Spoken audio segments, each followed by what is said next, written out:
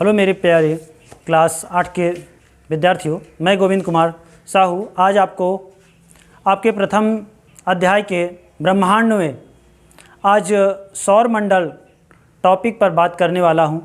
तो मैं एक बार आप सभी को बता दूं कि आपकी ऑनलाइन कक्षाएं रेगुलर चल रही हैं सभी विषयों की। आप सभी अपना एडमिशन शीघ्र कराकर ऑनलाइन से पढ़ाई करते रहें। जब विद्यालय चलेगा तब देखा जाएगा, लेकिन अभी आप साथ ही साथ मेहनत करते रहें और आपके साथ तैयारी साथ ही साथ होती रहे। ठीक है, तो आज चलते हैं सौर मंडल के बारे में। सोलर सिस्टम होता क्या है? पहली बात तो सौर मंडल या सोलर सिस्टम होता क्या है, इसके बारे में आज हम सभी जानेंगे।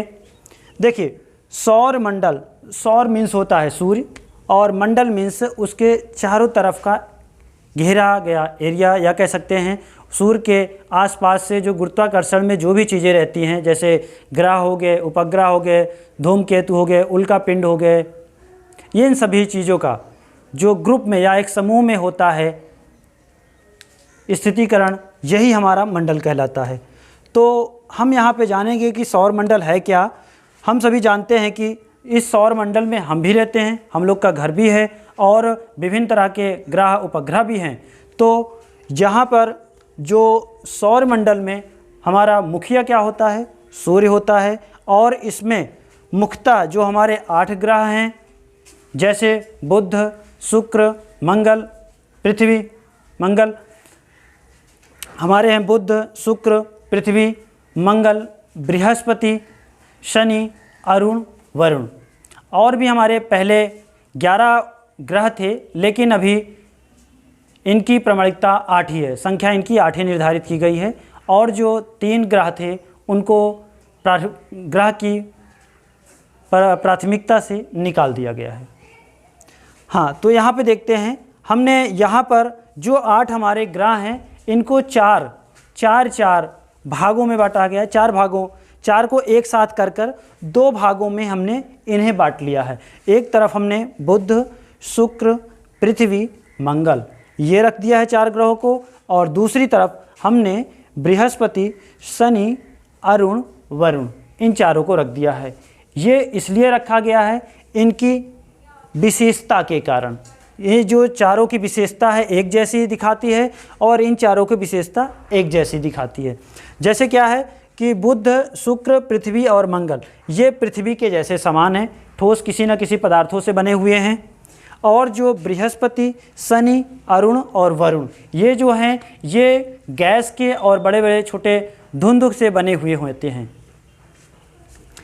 जिनमें हमारा सूर्य से सबसे नज़दीक बुध ग्रह है, फिर उसके बाद शुक्र ग्रह की स्थिति है दूसरे नंबर पर, तीसरे नंबर पर हमारे पृथ्वी की स्थिति है, चौथे नंबर पर मंगल की स्थिति है, और 5वें नंबर पर बृहस्पति ग्रह की स्थिति है सूर्य से, और 6ठे नंबर पर शनि की है।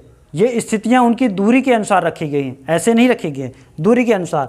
और सूर्य से शनि के बाद 7वें नंबर पर अरुण ग्रह है, और उसके बाद सबसे अधिक दूरी पर वरुण ग्रह है। इसके बाद भी थे यम थे, उनको हटा दिया गया है। तो आइए देखते हैं इनमें कुछ मुख्य बातें कौन कौन सी है।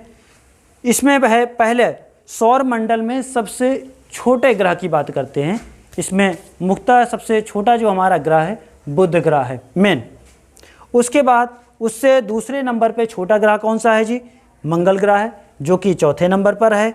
और उसके बाद इस सौर मंडल में सबसे हमारा बड़ा ग्रह जिसे बृहस्पति कहते हैं। उसके बाद दूसरा जो सबसे छोटा बड़ा ग्रह है वो है हमारा शनि ग्रह।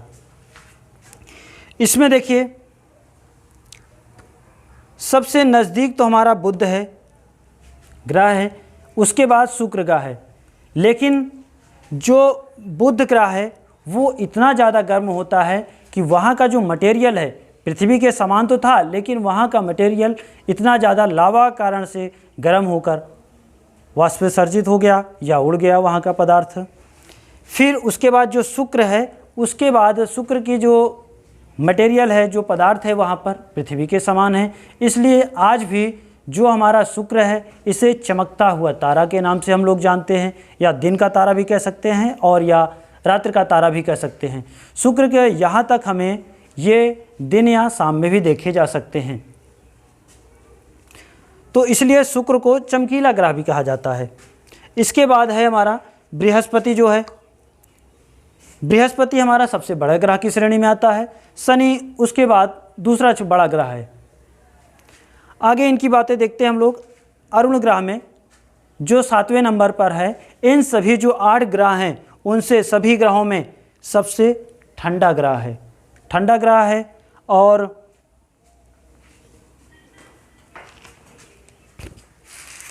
इन क्या स्टॉप कर दीजिए। अच्छा, आइए ग्रहों की हम दूरी का देखते हैं कि सूर्य से ये जो 8 ग्रह हैं कितने दूर पर स्थित हैं। पहला है जी हमारा, सूर्य से जो बुध की दूरी है 58 लाख किलोमीटर है। सूर्य से बुध की जो दूरी है वो 58 लाख किलोमीटर है। उसके बाद शुक्र से जो सूर्य की दूरी है हमारा 108 लाख किलोमीटर दूर है।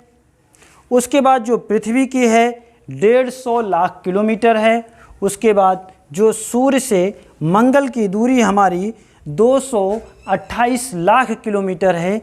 और इसी प्रकार सूर्य से बृहस्पति ग्रह की दूरी जो है हमारे पास 778 किलोमीटर, 778 लाख किलोमीटर दूर स्थित है। और सूर्य से शनि की जो बीच की दूरी है 1427 लाख किलोमीटर दूर स्थित है। इसी प्रकार सूर्य से अरुण की दूरी 2871 लाख किलोमीटर दूर स्थित है। इसी प्रकार सूर्य से वरुण की स्थिति 4497 लाख किलोमीटर स्थित है। इनके त्रिज्या के बारे में हम लोग अध्ययन कर लेते हैं, या व्यास इनका कितना है ग्रहों का। तो जो बुध है, बुध का व्यास 4880 किलोमीटर है। बुध का व्यास 4880 किलोमीटर है। जबकि शुक्र ग्रह का व्यास 12100 किलोमीटर है, 12100 किलोमीटर है। और पृथ्वी का जो व्यास है 12800 किलोमीटर है। इसी प्रकार मंगल ग्रह जो हमारा है उसका व्यास 6800 किलोमीटर है। इसी प्रकार बृहस्पति ग्रह के बारे में हम लोग चर्चा कर लेते हैं कि बृहस्पति ग्रह का जो व्यास है कितने किलोमीटर है। तो बृहस्पति ग्रह का व्यास 1,42,800 किलोमीटर है। हाँ जी, क्योंकि बृहस्पति ग्रह इन 8 ग्रहों में सबसे बड़ा ग्रह है, इसलिए इसका व्यास भी सबसे बड़ा है। तो 1,42,800 किलोमीटर है। उसके बाद दूसरा जो हमारा बड़ा ग्रह है शनि है, इसका व्यास 1,20,800 किलोमीटर है। इसके बाद अरुण ग्रह के बारे में देखते हैं। अरुण ग्रह का व्यास 50,800 किलोमीटर है। और वरुण ग्रह का हमारा मान व्यास जो है 48,800 किलोमीटर है। तो आइए अब हम देखते हैं, बात करते हैं उपग्रह के बारे में कि सैटेलाइट्स होते क्या हैं। सैटेलाइट्स होते क्या हैं या उपग्रह किसे कहते हैं। हम सभी जानते हैं कि पृथ्वी क्या है, हमारा एक ग्रह है। और पृथ्वी के चक्कर कौन लगाता है, चंद्रमा। तो हम कह सकते हैं या जान सकते हैं या बता सकते हैं कि ग्रहों का चक्कर लगाने वाले पिंडों को ही, ग्रहों का चक्कर लगाने वाले पिंडों को ही उपग्रह कहते हैं। या कह सकते हैं ऐसे पिंड जो ग्रहों की परिक्रमा करते हैं उन्हें ही हम उपग्रह कहते हैं। उपग्रह 2 प्रकार के होते हैं। पहला है जी प्राकृतिक उपग्रह और दूसरा है कृत्रिम उपग्रह। कौन कौन से जी? पहला है प्राकृतिक उपग्रह, दूसरा कृत्रिम। तो प्राकृतिक उपग्रह के बारे में देखते हैं। प्राकृतिक उपग्रह क्या होते हैं? प्राकृतिक नेचुरल सैटेलाइट्स।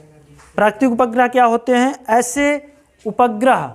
ऐसे उपग्रह जो प्रकृति द्वारा निर्माण किए जाते हैं या प्रकृति द्वारा बनाए जाते हैं और वह खुद ग्रहों की परिक्रमा करते हैं प्राकृतिक उपग्रह कहलाते हैं।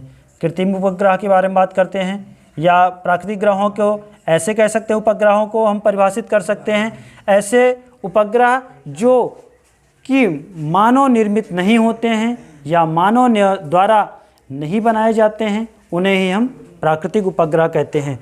दूसरा है हमारा कृत्रिम उपग्रह, आर्टिफिशियल सैटेलाइट्स। कृत्रिम उपग्रह क्या होते हैं?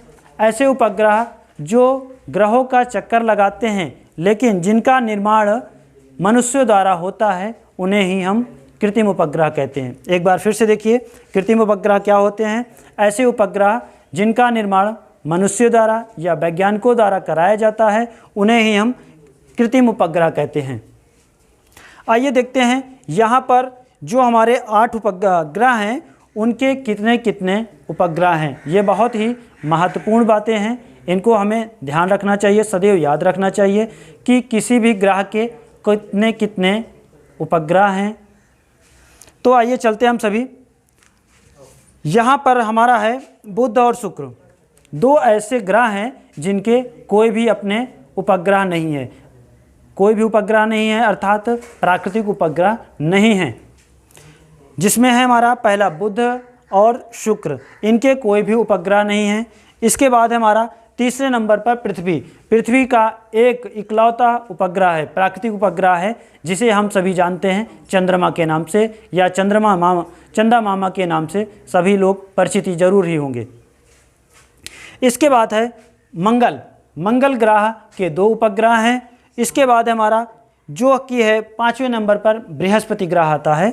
बृहस्पति ग्रह के 67 उपग्रह हैं प्राकृतिक।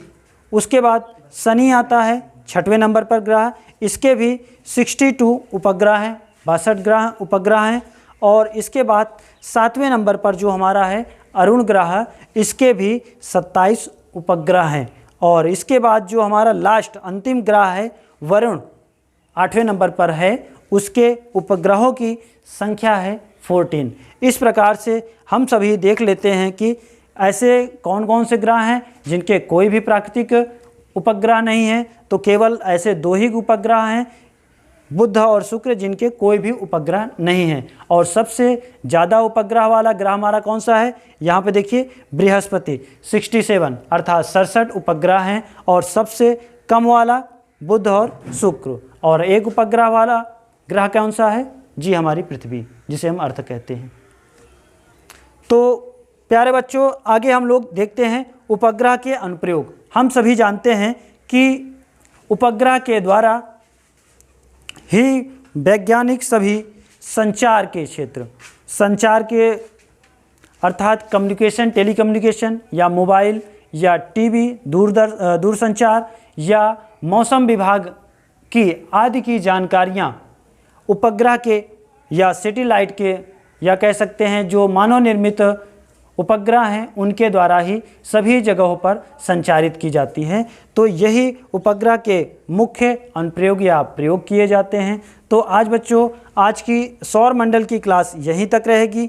अगले वीडियो में आपको ब्रह्मांड के अगले टॉपिक के बारे में हम सभी अच्छी तरह से जानेंगे और समझेंगे। आप सभी नोट्स साथ साथ बनाते चलिए। जब आपका अभ्यासमाला या प्रश्न उत्तर स्टार्ट होगा हम आपको बताएंगे, तब आप अपनी फेयर कॉपी भी साथ ही साथ बनाते चलिए।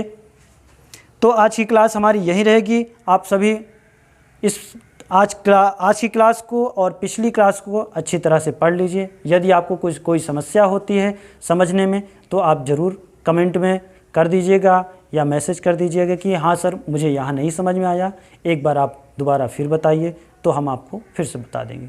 धन्यवाद।